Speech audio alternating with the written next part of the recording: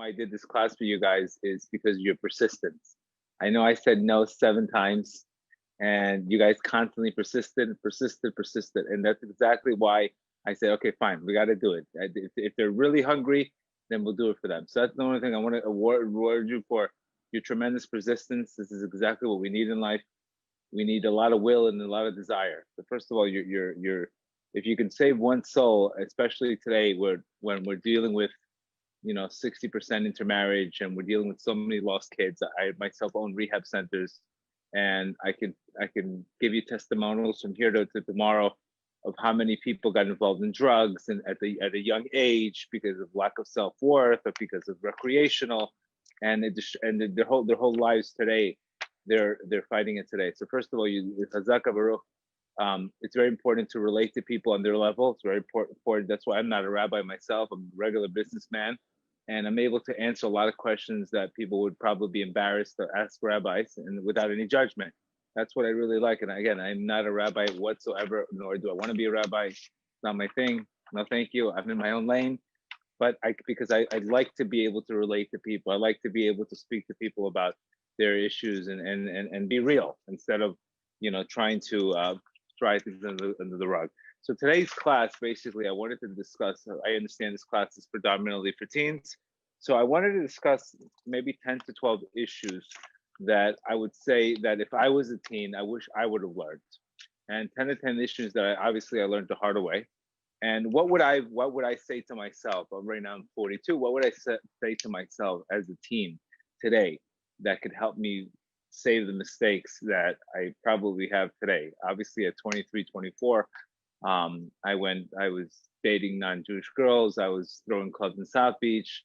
I was gambling. It was definitely not where I am today.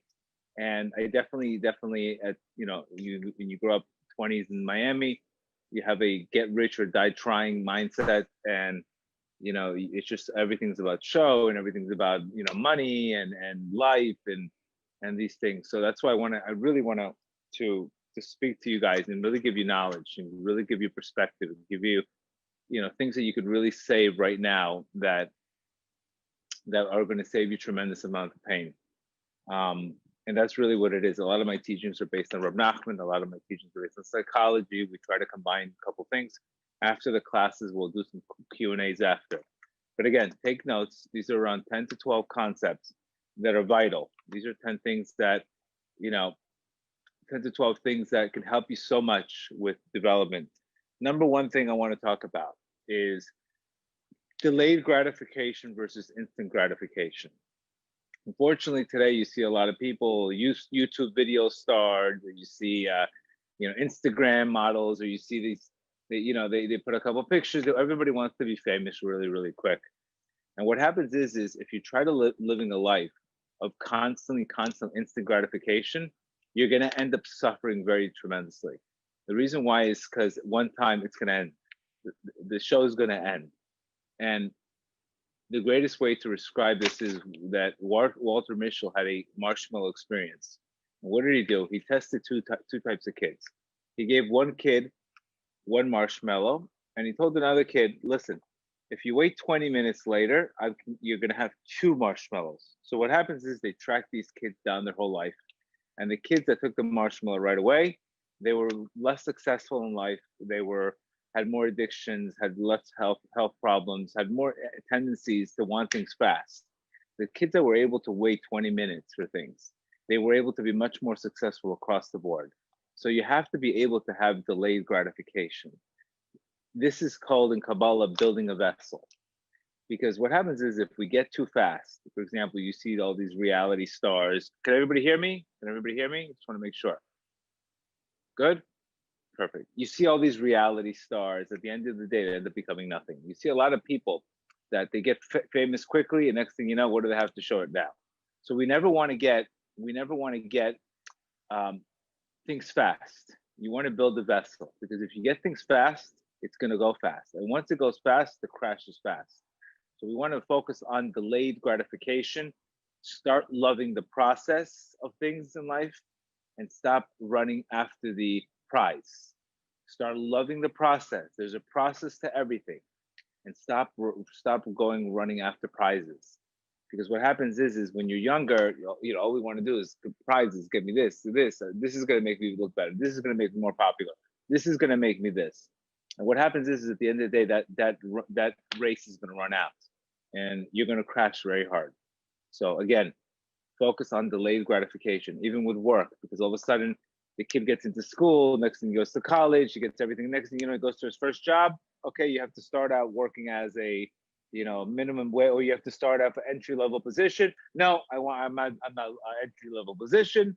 I want to be a manager. I want to make this amount of money right away. And then what happens is your expectations and reality are going to smack you in the face. So it's okay to start off at the entry level job. You'll climb up, but when you're used to things so fast, you're going to eventually crash. So that's the number one thing right away. Delayed gratification versus instant gratification. It can kill you. It can kill you across the board. Start loving the process. Start building the vessel. Stop chasing the prize all the time.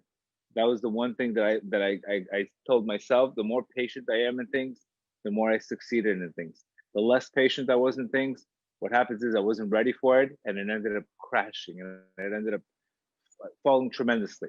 So number one, delayed gratification versus instant gratification. Number two, you can have a religion without faith. It really means nothing.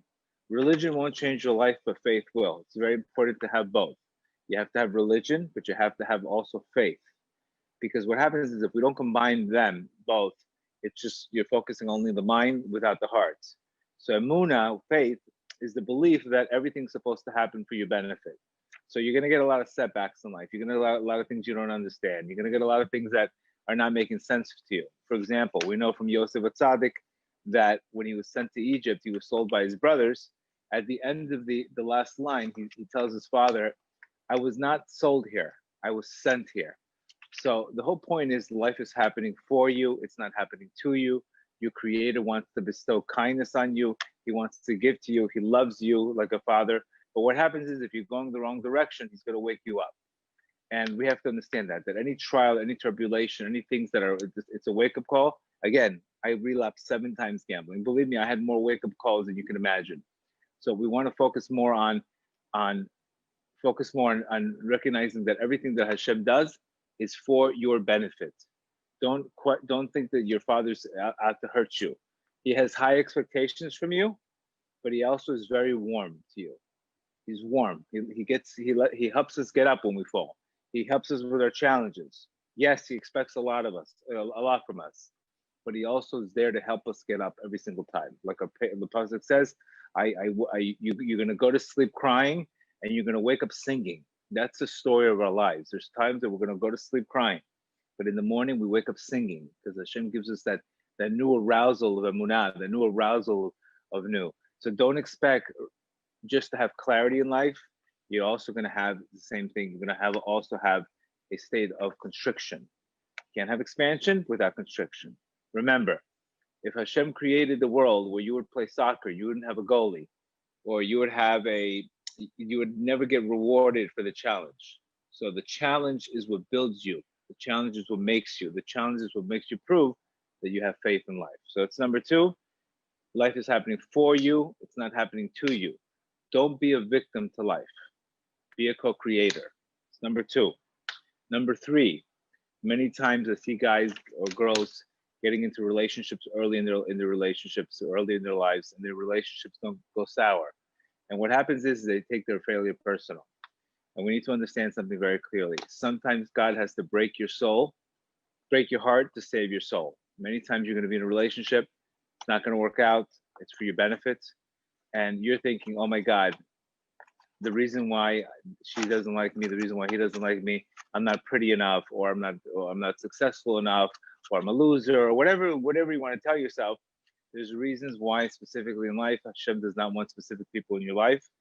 Maybe it's not your soulmate, maybe it's not your mission, but sometimes, like I said, God has to break your heart to save your soul. I'd rather him break your heart and lose your soul. So remember, be able to recognize it. We're going to go through pain. We're going to go through challenges in relationships, but don't get stuck. Don't get stuck. Like we would never go and hang out with a blockbuster videotape in life. You have to be able to move fast in life. So again, relationships, don't take them personal. If people leave you, if things don't work out, it's for the benefit. Hashem's kindness is always there. We just have to recognize and see it.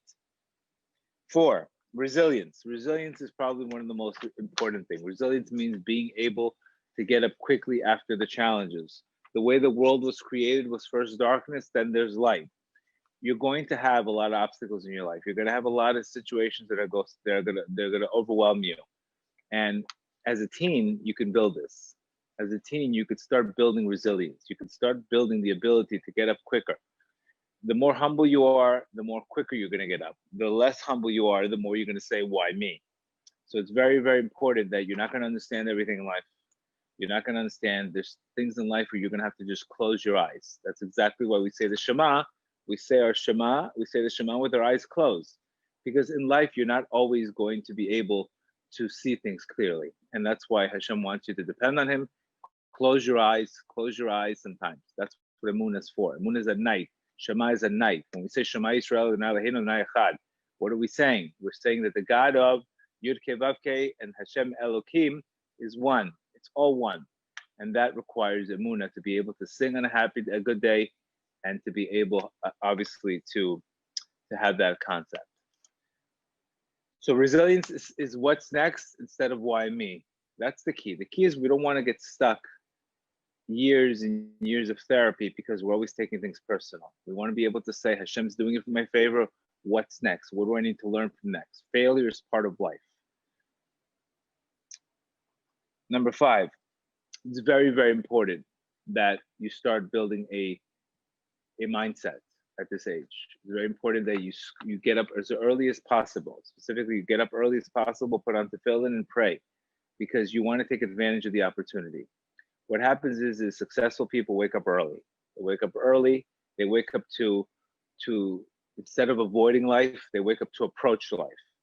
I can tell you right now, people that I know, very successful people, they're all early risers. They wake up early. There's a Gemara that says, or a Midrash says, if you bite the snake on the head, you can kill it. But if he bites you in the heel, he's got you. So what does that mean? I have to score in the morning. I have to I have to smack the snake in the morning instead of getting bit by the heel. It's not one thing, guys, that's going to make you successful. It's not one thing. It's a combination of a lot of things. That's why you always have to constantly work on your knowledge. But the most important thing is early morning is a huge key, because first you want to show your creator that you want to pray to him, that you depend on him, that nothing can happen in the day without your praying to him, that he's the source of everything, he's the source of the bounty. But if you get up at 9 o'clock when you're tired and you put on your tefillin whenever you want, it doesn't show that this is an opportunity for you. It shows it's an obligation. It shows laziness. Laziness is a lack of faith. When I'm lazy with something, I'm sluggish, it's showing that I don't really believe in it. So that's what's making me lazy. And we don't want to start, this age is not the time to be lazy. This is a time to rise up and don't depend on good days to come. Make them. And how you make them is how you start them. And how you start them can change the whole energy of the day. So again, biggest recommendation would always be as early as possible. Wake up, go to a minyan, go pray with me a minyan, put on tefillin in a minyan, and that will get you so focused. And that will, most important, it's going to show your creator that this is the most important thing to you, instead of waking up and sleeping. Your pillow and your bed could be your biggest enemy in life. Your pillow and your bed can cost you the success of life. That same pillow that you sleep on every single day could be the success and the hatzlacha that it's killing you. Right next to it, it's right in your face. Remember, success is right in your face. It's not somewhere far of you. It's that same pillow and bed that has to be. And I know in the beginning it's going to be tough for people to get up early, but once you get into a habit of things, it just becomes second nature. 6, very, very important that you never compare your life to other people's life. Because if you compare your life to other people's life, what happens is you miss your mission and you're in the wrong lane. So I always tell people, as a teenager, don't even look at social media. Don't care how much money that kid has or how he's successful he has, because if you don't have your energy to invest in yourself and you're always worried about your neighbor, you're going to lose. If his parents are rich and yours are not, that's not your business. Just need to work harder. Bottom line is stay in your lane. Do not compare your life to anybody else's life. Everybody has a different challenge in life. Everybody has a different mazal. Everybody has a different purpose. Not everybody's meant to do the same exact thing. So it's very important. Stay in your lane. That's the reason why there's a point guard. One guy's a center. Not everybody's a center. Not everybody's a point guard. Everybody has different positions in life. You also have a different position. Your job is to get to know what it is instead of asking, how come I'm not like that? So stay in your lane is definitely number 6. Number 7, all happy people are successful, but not all successful people are happy. It's very, very important in Judaism, simcha, happiness, because what happens is when you're happy, Hashem opens up your mind and he gives you the ideas and he gives you thoughts and he gives you things you should be doing. But what happens is when you get to sadness, Hashem closes up your mind and he doesn't reveal the answers that you're going to need for the most important things in life. It could be relationships, it could be work, it could be, what you want to do in life. But sadness blocks Hashem's presence. So one of the biggest commandments is to be happy, and to be happy that we have Hashem, that we were Jewish, that we have the Torah. That, I mean, if you're looking at this world of 2020, I mean, you have to almost go into a bubble because there's so much darkness in this world. There's so much darkness. There's so much confusion. It's very, very, very important to understand that. Can I replace the quote? The quote was, not all happy people are successful, but not all successful people are happy. That means happiness will guarantee success because you're happy with whatever you get. That's the bottom line. So it's very, very important to understand that. To have simcha. You can't be Jewish and not be simcha and have simcha. It defeats the whole purpose. You don't have the heart. So that's why Reb Nachman would always focus on simcha, to serve Hashem with simcha, to do everything with simcha, do the mitzvahs with simcha. Don't go into prayer, don't go into Shabbat with like, oh, I can't believe it. Don't go into this attitude of, oh my God, I'm just doing it because my parents are doing it. Don't do that to yourself, because what happens is you're going to miss out on a lot of light and you're going to only focus on darkness. So go into things in your life with light. Go into them with happiness. Go into them with joy. Okay, you don't understand them, but try to search for it. Don't just say, oh, Shabbat, oh, this, oh, I'm not having fun. Believe me, this is where you get everything. So again, your approach to Judaism has to be with renewal. Happiness has to be with simcha. Don't let it be darkness. Don't let it be something heavy, because it's something super light. The light's not revealed to you. Number 8, don't chase happiness. Practice it.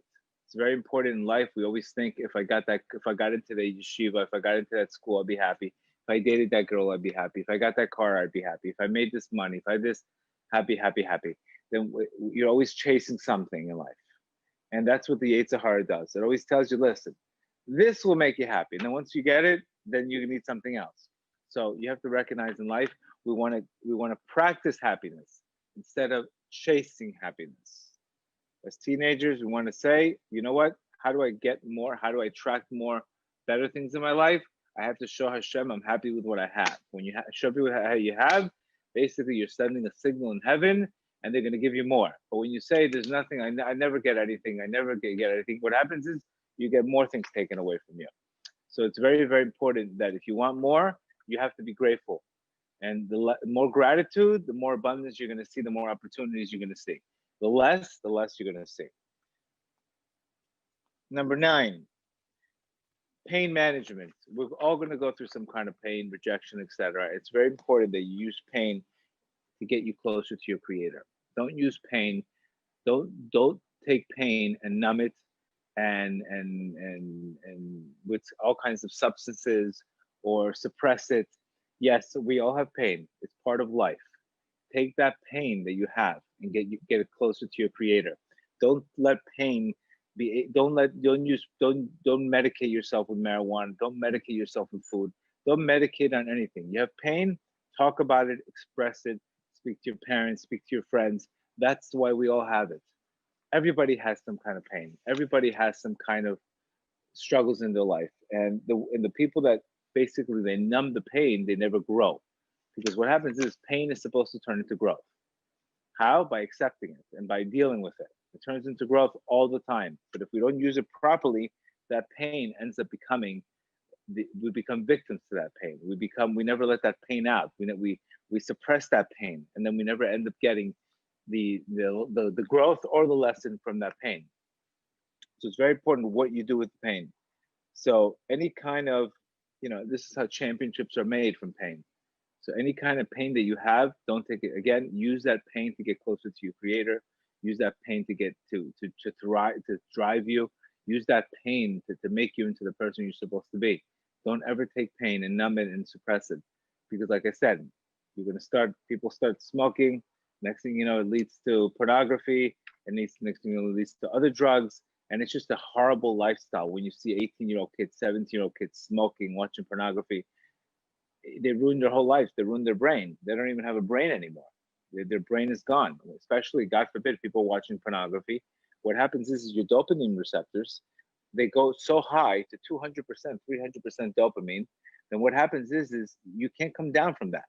And when you come down, you're going to be like, nothing's going to be good enough. It's like taking the kid on a roller coaster and then telling him, okay, do me a favor, go on the small world after all ride. That's what happens when you jack your brain up with too much dopamine, which what drugs do. It's like going on a roller coaster. Imagine taking a kid on a roller coaster and telling him, now go on a ride. It's a small world after all. He's gonna be like, I can't deal with this. You're not gonna you stop appreciating the small things. So a lot of times marijuana becomes a gateway drug. It makes you lazy. It destroys your self confidence, and it leads to other things and other things and other things, and it makes you depressed. Also, pornography and, God forbid, masturbation. These things make you depressed. And when you're 18, you're 19 years old, 17 years old, you're depressed at this age. It's not because it's you. It's because you jacked up your brain too high, and your brain can't sustain that kind of level of dopamine. So it's very, very important. Again, I don't want to beat around the bush here, because I know the issues that are out there. We could talk about things, but that's not really dealing with the issues that these teenagers are dealing, obviously, with. And also, most important, what these two things do, marijuana and pornography, is they get you away from your creator, and you stop wanting to be spiritual. You don't want to pray anymore. You don't want to keep Shabbat anymore. You lose everything. It can only lead to nothing but disasters. And believe me, I can tell you, I own a rehab center for the past 7 years. I can tell you, it's all I see. It's all I see. Unfortunately, it's all I see lately. And then, God forbid, kids become on heroin, and you see the overdoses, 23, 24-year-olds. This is it's very serious business. Number 10 is social media detox. It's very, very important that we stay away as much as we can from social media. The studies are showing that the more social media people watch, the more depressed they are. Because first of all, they're trying to copy people's lives that don't even exist. And the media today is worse than it's ever been, ever. There's nothing but lies and manipulation and fear to make people completely scared out of their mind. So as somebody young, I will tell you to take a detox from social media. Nothing good but manipulation and garbage is coming out of there. And you have to starve your distraction and feed your focus. It's distracting you. It's a lot of distractions in social media. You have to feed your focus. Stop getting distracted on these things. It's not going to do anything for you. Number 11, limiting beliefs. It's very, very important that sometimes as young man or young woman, something happens in our lives and we start having a limited belief. I can't do this. I could do this. I can't do this. I'm not good enough for that.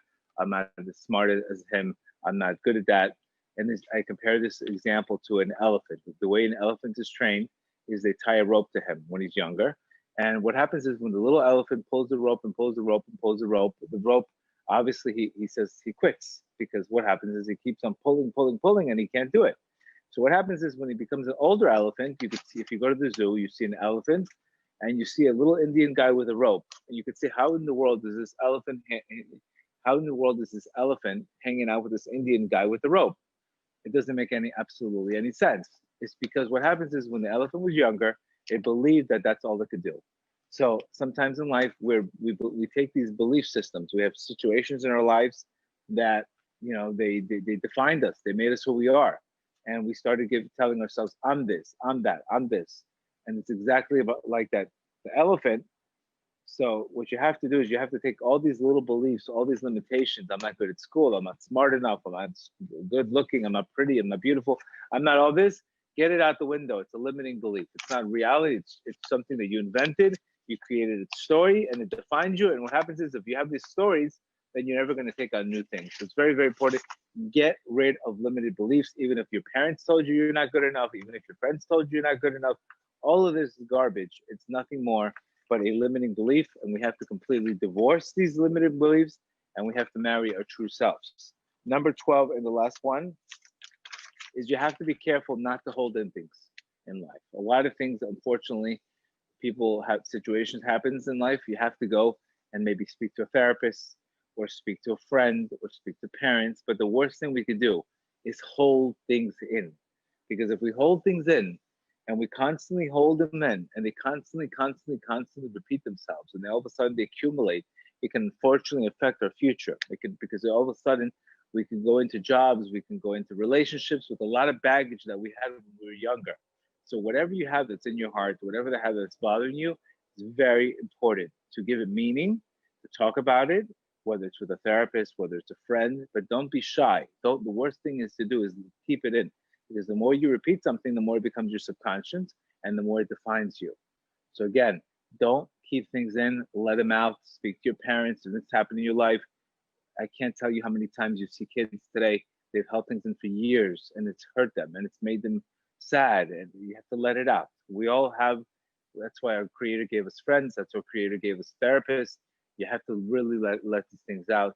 And the worst thing you can do is hold them in, because at the end of the day, you're the one that's going to suffer. So those are the 12 things that I recommend. I can give you 25 of them, but I think 12 is good. 12 is good that I want to, I'll quickly repeat them. Number 1, delayed gratification versus instant gratification. Faith, believing that life is happening for you, not to you.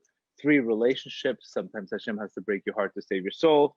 4, resilience. Don't say why me, but say what's next. 5, make sure you score in the mornings. Play good offense. The best defense is a good offense. Start the day early instead of start the day late. 6, stay in your lane. Don't compare your life to absolutely anybody's life. You have your own mission. You have your own mazal. 7, all happy people are successful, but not all successful people are happy. Happiness gives you an open mind. Hashem opens your mind, which will lead you to success. And also recognize that failure leads to experience, and experience gives you success. 8, don't chase happiness. Practice it. 9, let pain be a vehicle to get closer to your creator. Don't numb pain or use any substances, God forbid. 10, social media detox. 11, limiting beliefs. And 12, not holding things in. Those are the 12 things that I recommend for 2020 teens. If you guys want to ask some questions, I'll be happy to ask a couple questions, and I hope that helped. Good? No, Gedale, hold on. Yeah. He's getting on. Okay. He's getting on. He wants to ask questions. Yeah. Okay. How are you? Can you hear me? Yes, of course. Yes. All right. So the first question is, what should one do if they struggle to get up early for minyan? You have to pray for it. You have to ask your creator to give you the opportunity to get up early. And also, not getting up early has something to do with faith. If I told you right now, I'm going to give you a job where you're going to make 500 grand a year, I promise you, you will not need any reminder to get up. So you have to, anytime we're lazy or anytime we don't work on something, it's because we think it's an obligation, not opportunity. So you're looking at it as an obligation instead of an opportunity. But getting up early in the minyan is showing your creator. First of all, it's very good for parnasa, because the quality of your prayers in the morning are going to make a difference, because you have more clarity, you have more kavana, and you have to pray for it, and you have to do whatever you have to do. Give charity, pray for it. And most important thing is work on your emunah, work on your faith to recognize, why am I so tired? I'm so tired because I don't really think it's so important.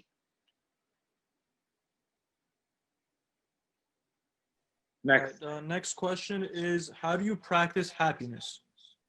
By saying thank you right now for what you have. Great question. Practice it. That means, just like, don't wait for the game to start. Practice the game. You're in the game right now. Practice it. Being grateful for exactly whatever you have today. There's a lot of things to be grateful for today. Thank God we're safe. Thank God, we're Hashem's, we're healthy. Hashem has given us, little by little, He's taking coronavirus away. Things are opening up. There's a lot of things to be absolutely grateful for. We're parents. We're safe. Etc. All right, next one is, my daughter insisted on going out during the lockdown curfew. She is legally an adult, though I was scared for her life. What is the best way for a parent to handle this type of situation? Tough question. But again, sometimes the more you tell kids not to do it, the more they do it. So again, the way you say it, how you say it. Listen, my teenagers are only 14 years old right now, so I'm not really prepared to answer those kind of questions yet. But I don't know. I can't tell you the answer to that one. Depends on your daughter. Depends on the relationship you have. Sorry. Go ahead. Ready? Yes. All right. Speaking to your point about social media detox, how would you recommend people that utilize social media for their business to have a healthy balance? Right. That's good. Listen, obviously, I have to use it for my business also. Just give it a time. Say, at 10 o'clock, I'll go on for business. Just put boundaries where you have specific times where you go on it. Okay, I don't open it till 7 o'clock, or open it till 9 o'clock. And then from 9 to 11, but have boundaries where you know that you're limited to 3 hours or 2 hours, etc. But especially what happens is you start with one thing, you end up, watching other things that is nothing but garbage. So it not only does it's not like you're just wasting time, but you're getting panic attacks with this news. You're getting the videos that people are showing. You're going to get a panic attack. And when you're in that mode, it could actually affect your business.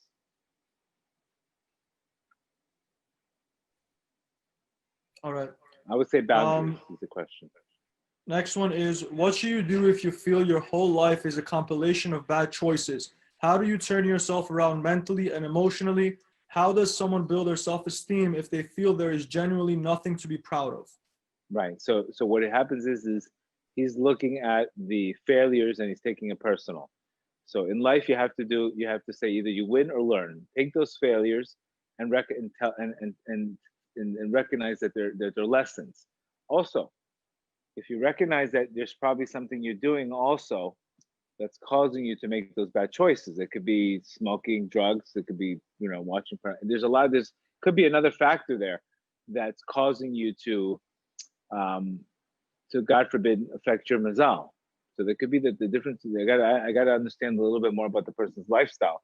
But sometimes when a person's, he's with the wrong girl, or he's doing inappropriate things, it can affect your mazal, and your mazal affects everything you do. All right. The problem is, someone who is or may be gay / bisexual, etc., they lose confidence in themselves. They have a low self-esteem and have many problems with religion, because it seems that God finds them as an abomination. In this situation, how can someone like that find happiness, and how does the Torah believe in conversion therapy? Listen, this is a very touchy subject. It's a very touchy subject, but unfortunately, we have many clients that are gay and that have that, and they struggle a lot. It's a big struggle. It's a big struggle, and there's a lot of times people, there's a lot of issues sometimes that, the gay people that are they're gay, that they have issues with parents, that daddy figures, issues with daddies. So we ought to make sure that it's not something that you had a bad relationship with your father, that's why a person turned into that. There's a lot of, I've seen it the more I go into it, the more I recognize they had bad relationships with their father, and that's what led them to that. Again, whether you're born or not, I have no idea. I can't really answer that question. But the problem is you have to, you have to really recognize, the Torah tells you it's an abomination, and the Torah tells you it's pretty strict on that. And it unfortunately it leads to shame, it leads to guilt, and it's very hard to live in life with shame and guilt. As far as conversion and stuff like that, I don't know who does it, but I believe that we all have a tendency to something. We all have a tendency to do to be something, and I believe Hashem would never give us something we can't handle. Okay. What would you say to a teen that constantly worries about the future and is anxious? Right. So it's obviously something that's a pattern. It's a pattern. I would recommend him to learn Torah. I would recommend him to do his bodedut. I would recommend him to start reading books on bitachon, on trust, or listen to my classes. I would strongly recommend him to listen to my classes. My classes have a combination of all that. Next question, how can one control their emotions? What advice would you give? Again, controlling the emotions is dealing with perspective, the way things mean. I strongly recommend, it's not one way to answer, it's listen to my classes. If you guys can send the group out, I go through many ways. I have many classes on emotions. One class is not going to have to deal with your emotions. Listen to the classes and they'll give you dot. And when you have new dot, when you have new perspective, you'll be able to look at things differently. Instead of looking at them like a challenge, you look at them a threat. You look at them as a challenge. So, strongly recommend people get on the group chat and start listening to classes. It's a combination of Torah and therapy. All right. As a teenage girl, how to keep yourself occupied in quarantine at home? Listen, knowledge. I mean, the best thing is reading, knowledge. The whole purpose of this quarantine is people to work with their inner self. That Hashem clearly is seeing that everybody's working on the outer self, and nobody's really working on the inner self. So that's why this is such a crash. It's because what happens is the crash was such a crash that everybody's running away from themselves. So now that they have to deal with themselves, people are crashing. They don't know what to do with themselves because they don't even know who they are. So get to know yourself. Spend time with yourself. Meditate. Find out what you like. But the whole purpose of this virus, it's to get people to get to know themselves. And you have to understand something. I'm not gonna spend time with somebody I don't like. So many people they don't like themselves. So why would they want to spend time with themselves? So it's a time to go into a lot of introspection on your relationship with yourself. Thank God I've had plenty of time. I have books to read. I have things to read. I have no problem being alone. You don't always want to be busy. Being alone is where you build your character, where you get to know yourself. All right. Next question is, what should a person do to prevent himself from being jealous of his friends or neighbors, especially when you're constantly around them?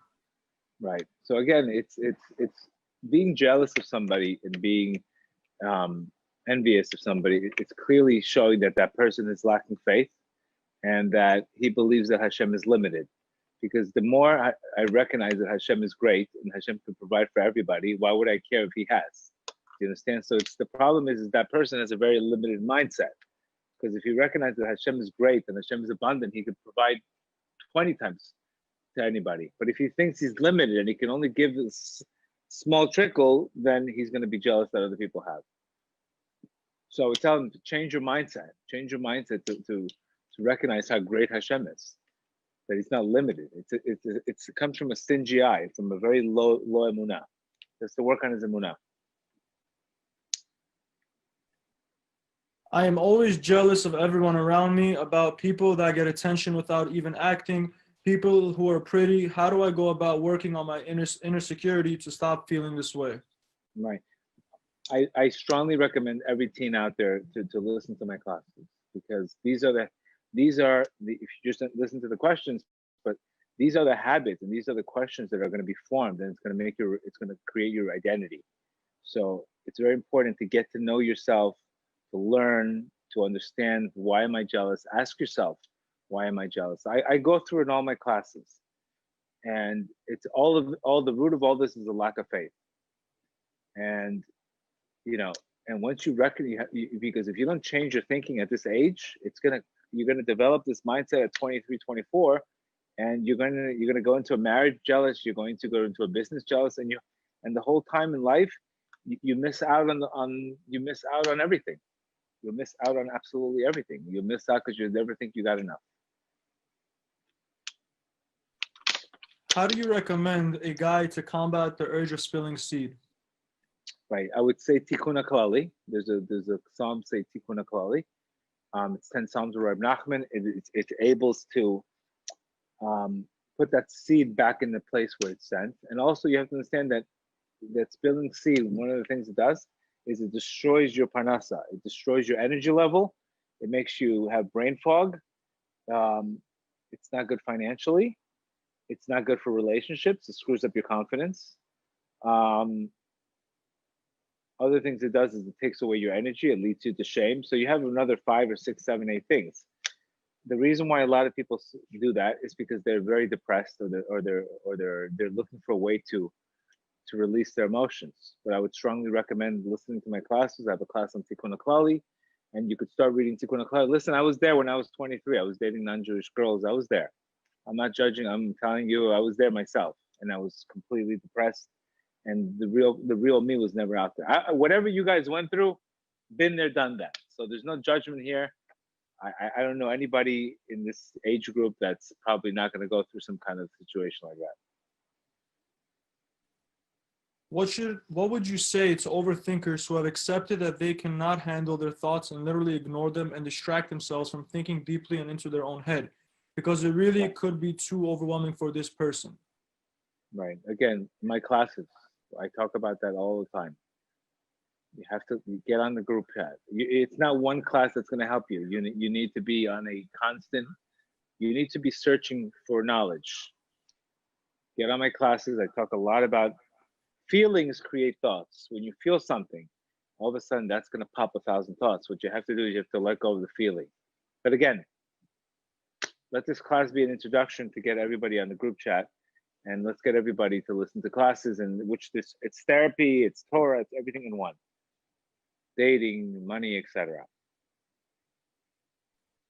What are some techniques to keep control during quarantine?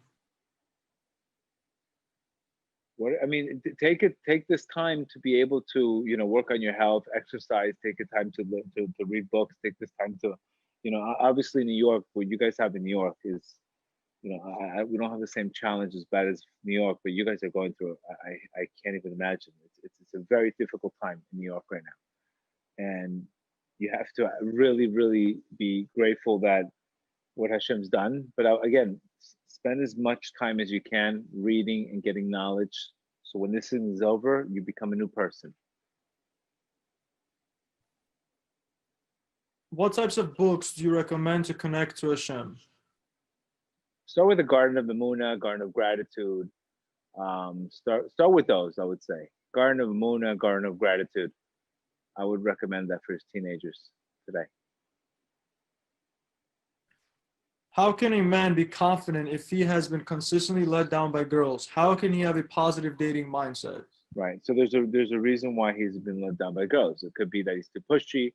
It could be that he has very low energy because he's watching the wrong things, or he doesn't believe in himself. So when you don't believe in yourself, girls are going to see that this guy is not confident.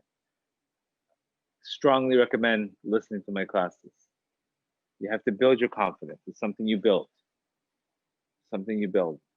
When you learn Torah, you feel better about yourself, and you're able to transform a different energy. But when you start getting involved in a lot of tuma and a lot of negativity and a lot of this garbage weed and pornography, when you go meet a girl, they're going to feel your energy, and they're going to see your face is dark, and they're not going to have anything to do with you.